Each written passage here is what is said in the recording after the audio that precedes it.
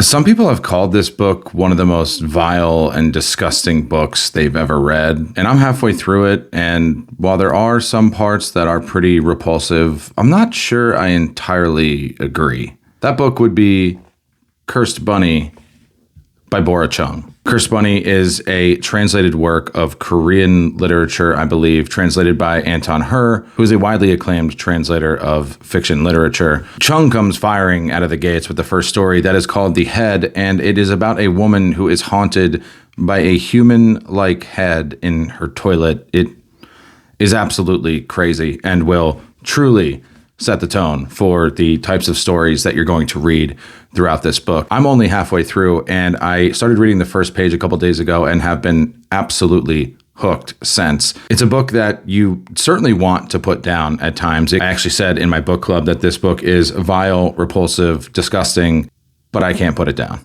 And while I do think the overarching themes do highlight the grotesque nature of the body horror fiction writing that Chung provides, she also does touch on some really important, broader topics that I think really drive the point home. Things like misogyny, capitalism are highlighted throughout this book in a really unique way. And I think it's powerful. It's sometimes haunting. There's also some dark humor in it that I think can be funny at times, if you can imagine that. It's a really unique book and one that I'm really happy I picked up, but not so sure how the entire experience of reading this book is going to feel at the end. I'm not sure if I'm going to love to have finished this or find myself wanting more, because while again, it can be super weird and gross, the writing style is fantastic. I think it's really well done. I think Hur did a phenomenal job translating this into a way that is accessible, if you can call it that, but also made sure to highlight the